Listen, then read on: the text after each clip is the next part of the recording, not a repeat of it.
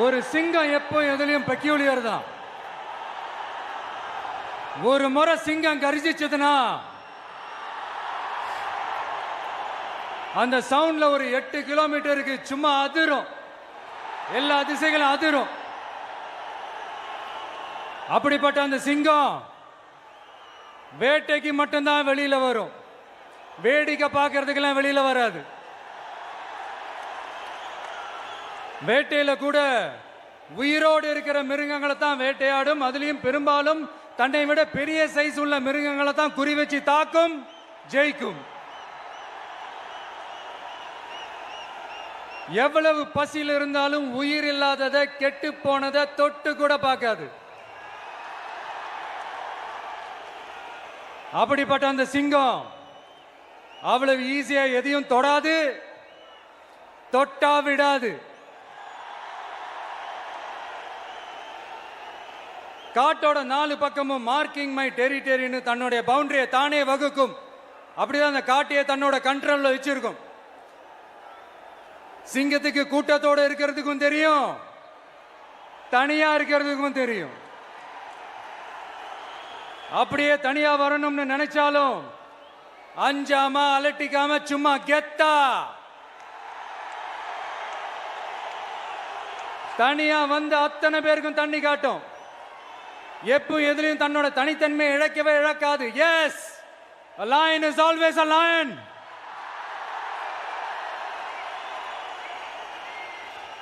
There are so many jackals and other animals in the forest, but there will be only one lion. And even if it is single, it will be the king of jungle. It is not only a description but also a clear declaration. நம்ம அரசியலுக்கு வர்றதுக்கு முன்னாடி அட இவரெல்லாம் வரமாட்டாரியா, அவரே வரல, இவரே வரல, இவருங்க வர போறாரு அப்படின்ட்டு நிறைய பேர் ஜோஷியம் சொன்னாங்க. அப்புறம் நம்ம கட்சியினுடைய பேர் அறிவிச்சதுக்கு அப்புறம் பேரு தானே அறிவிச்சிருக்கிறாரு, மக்கள் கிட்ட பேர் வாங்கணும்ல, அதெல்லாம் முடியாதுன்னாங்க. அப்புறம் ரொம்ப முக்கியமா மாநாடுலாம் எவ்வளவு பெரிய விஷயம், அதெல்லாம் இவர் ஒத்தால எப்படி பண்ண முடியும், சும்மா பக்கத்தில் புசியானதை வச்சுக்கிட்டு மாநாடுல எப்படி நடத்தி காட்ட முடியும், அதெல்லாம் அவங்களால முடியாது. அப்புறம் மழை பெஞ்சு எல்லாத்தையும் கெடுத்துரும். ஏன் என் கூட இருக்கிறவங்களே கூட தான் சொன்னாங்க. அதுக்கப்புறம் என்ன நடந்துச்சுன்னு உங்க எல்லாருக்குமே தெரியும். இப்ப புதுசா ஒண்ணு சொல்ல ஆரம்பிச்சிருக்கிறாங்க. அது என்னடானா, ஆட்சியை பிடிக்கிறதெல்லாம் அவ்வளவு ஈஸி இல்லை இல்லையா. இப்ப அதெல்லாம் விட்டாங்க, இப்ப இங்க வந்துட்டாங்க. இவர் நேரா ஷூட்டிங்ல இருந்து வருவாராம், வந்து ஆட்சியை பிடிப்பாராம். அது எப்படி இவராலே முடியும், அவராலே முடியல, இவராலே முடியல, அவருக்கு அத்தனை வருஷம் ஆச்சு, இவராலே எப்படி முடியும்ட்டு ஒரு பக்கம். இன்னொரு பக்கம் கூட்டம்லாம் ஓகே தான், அது எப்படி ஓட்டா மாறும் அப்படின்றது இன்னொரு பக்கம். இப்படி கதை, திரைக்கதை, வசனம், இயக்கம், பாடல்கள்,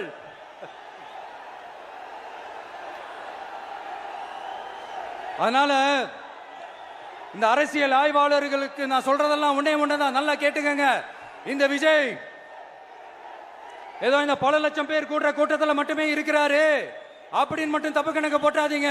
ஏன்னா நம்மளுடைய இந்த கூட்டம் வெறும் ஓட்டா மட்டும் இல்லைங்க, வரப்போற தேர்தலில் மக்கள் விரோத ஆட்சியாளர்களுக்கு நாம வைக்க போற வேட்டா. ஏதோ அண்டர் கிரவுண்ட் ஆதாயத்துக்காக டீல் போட்டுக்கிட்டு, டீல் பேசிக்கிட்டு, இந்த அலையன்ஸ் வச்சுக்கிட்டு இந்த ஊரை ஏமாத்துற கட்சி எல்லாம் நம்ம டிவிக்கே கிடையாதுங்க. யாருக்காகவும் எதுக்காகவும் எந்த பயமும் கிடையாது. மாபெரும் பெண்கள் சக்தி நம்மளோட இருக்கிறாங்க, மாபெரும் இளைஞர்கள் சக்தி நம்மளோட இருக்கிறாங்க, ஒட்டுமொத்த தமிழ்நாட்டு மக்களுடைய சக்தி நம்மளோட நிக்கிறாங்க. அப்படி இருக்கும்போது இந்தியாவில் இருக்கிற எல்லா ஸ்டேட்லயும் வாழ்ற நம்ம தமிழ் நெஞ்சங்கள் மட்டும் இல்ல, உலகம் பூரா 100க்கும் மேலான நாடுகள்ல வாழ்ற நம்ம தாய் தமிழ் உறவுகள் எல்லாருமே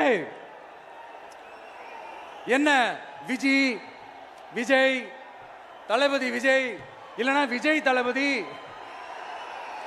இப்படி சொந்தம் கொண்டாடுற கோடிக்கணக்கானவங்களோட அன்பு மாசியும் நம்மளோட இருக்கும்போது, இவங்க எல்லாருமே நம்மளோட நிற்கும் போது எதுக்குங்க இந்த பாசிச பாஜகவோட நேரடி கூட்டணியோ இல்ல மறைமுக கூட்டணியோன்னு உறவு வச்சுக்க?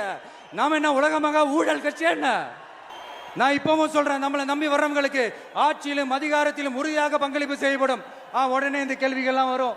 அப்ப யாரு கூட்டணி, யாரு வரா, யாரு போறா, இந்த கேள்விகள்லாம் வரும். இந்த கேள்விகளுக்கெல்லாம் ஒரே ஒரு பதில் தான், சஸ்பென்ஸ்ல சஞ்சாரம் செய்யுங்க. ஆனா ஒண்ணு, 2026 2 பேருக்கு நடுவுல தான் போட்டியே. ஒன்னு டிவிகே, இன்னொன்னு டிஎம்கே. எம்ஜிஆர்னா யார் தெரியும்ல? அவர் மாஸ்னா என்னன்னு தெரியும்ல? அவர் உயிரோடு இருக்கிற வரைக்கும் அந்த சிஎம் சீட்டை பத்தி ஒருத்தராலையும் நினைச்சு கூட பார்க்க முடியல, கனவு கூட காண முடியல. எப்படியாவது அந்த சிஎம் சீட்டை என்கிட்ட கொடுத்துருங்க, என் நண்பர் எம்ஜிஆர் திரும்ப வந்ததுக்கு அப்புறம் நான் திருப்பி கொடுத்துட்றேன்னு தன்னோட எதிரியை கூட மக்கள் கிட்ட கெஞ்ச வச்சவர் எம்ஜிஆர். எப்படி கெஞ்ச வச்சவர். ஆனா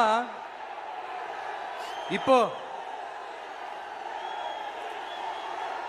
அவர் ஆரம்பிச்ச அந்த கட்சியை, எம்ஜிஆர் அவர்கள் ஆரம்பிச்ச அந்த கட்சியை கட்டி காக்கிறது யாரு? இன்னைக்கு அந்த கட்சி எப்படி இருக்குது? அதை நான் சொல்லிதான் உங்களுக்கு தெரியணுமா? அப்பாவி தொண்டர்கள் அதை வெளியில சொல்ல முடியாம வேதனையில தவிக்கிறாங்க. 2026 சட்டமன்ற தேர்தலில் யாருக்கு ஓட்டு போடணும், எப்படிப்பட்ட ஆட்சி இங்க அமையணும்னு அந்த அப்பழுக்கற்ற அந்த தொண்டர்களுக்கும் ரொம்ப நல்லாவே தெரியும். அதனால என்ன வேஷம் போட்டுக்கிட்டு பாஜக இங்க தமிழ்நாட்டுக்குள்ள வந்தாலும் அவங்க வித்தை எல்லாம் இங்க வேலைக்கே ஆகாது.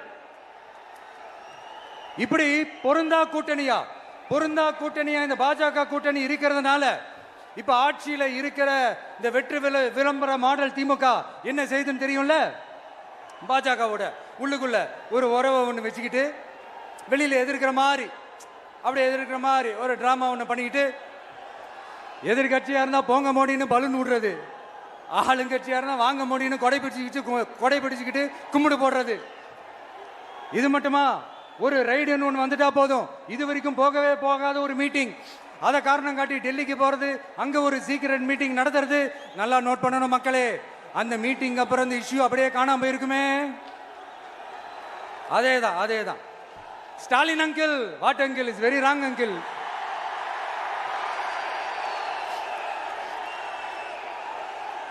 இப்படி தமிழ்நாட்டில் இப்ப நடக்கிற இந்த ஆட்சியினுடைய லட்சணத்தை பார்த்துக்கிட்டு நாம எப்படி சும்மா இருக்க முடியும்? ஒரு தவறு செய்தால், அதை தெரிந்து செய்தால், அவர் கபட நாடக மு.க. ஸ்டாலின் அங்கிளாகவே இருந்தாலும், அங்கிள் உங்களுக்கு மனசாட்சின்னு ஒன்று இருந்துச்சுன்னா நாங்க கேட்கிற கேள்விகளுக்கு மட்டும் கொஞ்சம் பதில் சொல்லுங்க அங்கிள். நீங்க நடத்துற இந்த ஆட்சியில நேர்மை இருக்கா? நியாயம் இருக்கா? ஊழல் இல்லாம இருக்கா? சட்டம் ஒழுங்கு சரியா இருக்கா? பெண்களுக்கு பாதுகாப்பு இருக்கா? பொதுமக்களுக்கு பாதுகாப்பு இருக்கா? இயற்கை வளங்களுக்கு பாதுகாப்பு இருக்கா? சொல்லுங்க மை டியர் அங்கிள், சொல்லுங்க. டாஸ்மாக்ல மட்டுமே இது வரைக்கும் 1000 கோடிக்கு மேல ஊழல்னு சொல்றாங்க. அதுல மட்டுமா தப்பு நடக்குது? வேற எதுல தான் நடக்கல?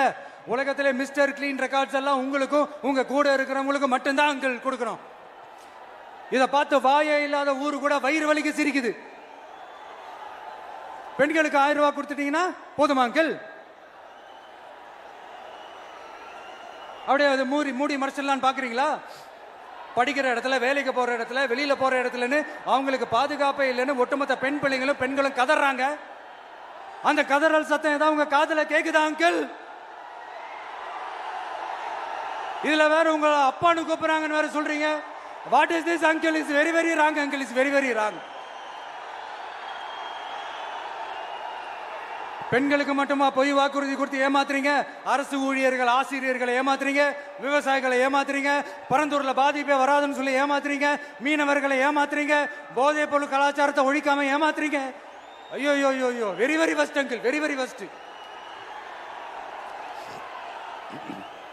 எப்படி கேட்டாலும் இவங்க கிட்ட இருந்து எந்த பதிலும் வரப்போறதில்லை. ஏன்னா இருந்தா தானே. இப்ப ஆட்சியில இருக்கிற நம்மளுடைய அங்கிள் பதில் சொல்றது இருக்கட்டும். மக்களை நீங்க சொல்லுங்க, நீங்க உண்மையை சொல்லுங்க. செய்வோம்னு சொன்னாங்களே, சொன்னதெல்லாம் செஞ்சாங்களா? உங்களை தான் கேக்குறேன், சொன்னதெல்லாம் செஞ்சாங்களா? சத்தமா மை டியர் அங்கிள், கேக்குதா? மக்களோட சத்தம் கேக்குதா?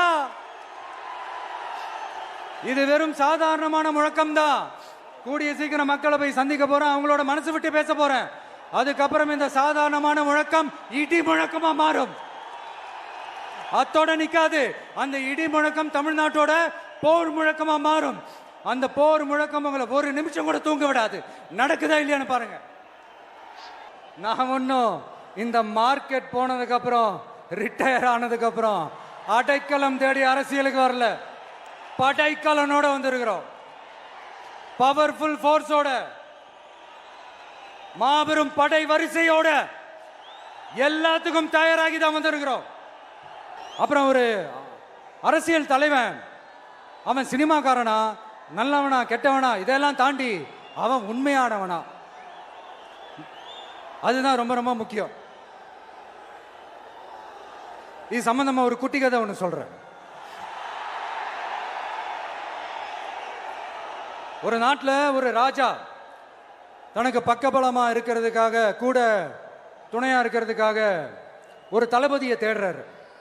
சரியான தகுதிகளோட ஒரு 10 பேர் செலக்ட் ஆகுறாங்க. ஆனால் அதில் ஒருத்தர் மட்டும் தான் செலக்ட் பண்ணணும்.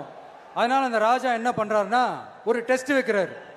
அந்த 10 பேர் கையிலையும் விதை நெல்லை கொடுத்து இதை நல்லா வளர்த்து கொண்டு வாங்க, ஒரு 3 மாதம் கழிச்சு வாங்கன்னு சொல்லி அனுப்பி வச்சிடுறாரு.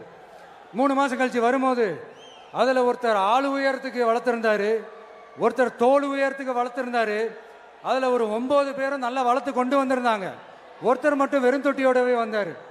என்னன்னு கேட்டதுக்கு, நானும் தண்ணி ஊற்றி ஊற்றி பார்க்குறேன், உரம் வச்சு வச்சு பார்க்குறேன், வளரவே மாட்டேங்குது ராஜா, என்ன பண்ணுறதுன்னு தெரியலன்னு சொன்னதுக்கு ராஜா அவரை கட்டி அணைச்சிக்கிட்டு, இனிமே நீதான் என்னுடைய தளபதி, எல்லா அதிகாரமும் உனக்கு தான் சொன்னார். ஏன்னா அந்த 10 பேர் கையிலையும் ராஜா கொடுத்தது அவித்த விதை நெல், அது முளைக்கவே முளைக்காது. அந்த 9 திருட்டு பயலும் என்ன பண்ணியிருக்காங்கன்னா வேற விதை நெல்லை வாங்கி அதை வளர்த்துட்டு ராஜாவையும் மக்களையும் ஏமாத்திருக்கிறாங்க. ஆனா இவர் மட்டும் உண்மையை போட்டு உடைச்சிட்டார். அதனால ஒரு நாட்டுக்கு திறமை எந்த அளவுக்கு முக்கியமோ அந்த அளவுக்கு உண்மையும் நேர்மையும் முக்கியம். இப்போ நீங்க எல்லாரும் தான் அந்த ராஜா. நீங்க தேர்ந்தெடுக்க போற அந்த தளபதி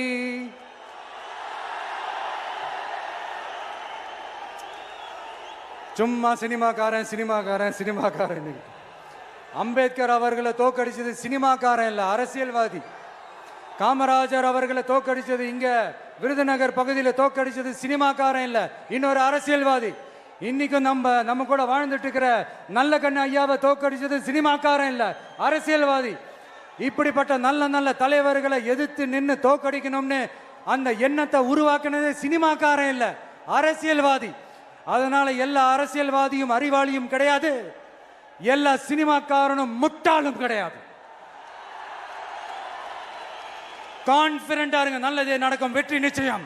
மீண்டும் சந்திக்கும் வரை நன்றி, வணக்கம்.